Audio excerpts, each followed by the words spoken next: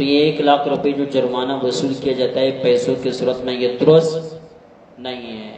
ہمارے یہاں بھی قانون چل پڑا ہے مختلف مدارس میں، اسکولوں میں، جو طالب علم دیر سے آتا ہے، چھٹی کرتا ہے، کہتے ہیں 50 روپے جمع کرا دو، 100 روپے جمع کرا دیں۔ اب بات آئی سمجھ میں؟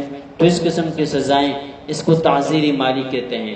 احناف کے نزدیک تعزیری مالی درست نہیں ہے، ٹھیک ہے؟ ایک طالب علم ہے، وہ اگر بڑا ڈھیٹ ہے تو اس کو نکال دیا جائے، نہیں تو اس کو جسمانی سزا دی جا سکتی ہے، اس کو کڑا کیا جا سکتا ہے، اس کو جو ہے کوئی اور سزا دی جا سکتی ہے، لیکن مال وصول کرنا یہ شرعاً درست اور جائز نہیں ہے۔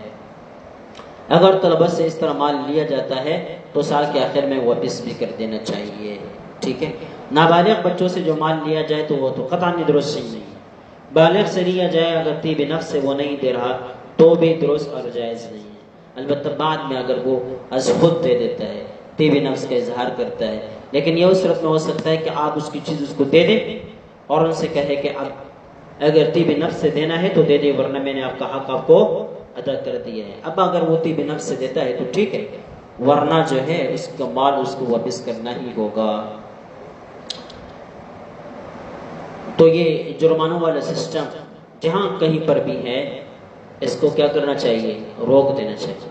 بعض اسکولوں میں ہوتا یہ ہے، کہتے ہیں ہم سال کے آخر میں اس پر پکنک پر جاتے ہیں، تفریح پر جاتے ہیں، تو بھائی ناجائز پیسے لیے ہوئے اس پر تم پکنک کیسے کرو گے؟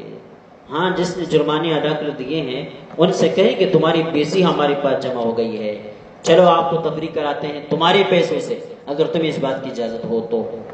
اب بات آئی سمجھ میں؟ تو پھر ٹھیک ہے، ورنہ کسی کے جرمانے کے پیسے ایک سے دیے اور تفریح کسی اور کو کروا رہے ہیں، پیسے کسی اور کے ہیں اور مزے کوئی اور اڑا رہا ہے، تو یہ درست اور جائز نہیں ہے۔ خصوصاً نابالغ بچوں سے جو لیا جائے کیونکہ ان کی رضامندی کا بھی اعتبار نہیں ہے۔ چھوٹا بچہ لاکھ مرتبہ کہے کہ استاد جی میں نے معاف کر دیا ہے، میں نے معاف کر دیا، تب بھی معاف نہیں ہوگا، میں خوشی سے دے رہا ہوں، تب بھی وہ خوشی تصور نہیں کی جائے گی۔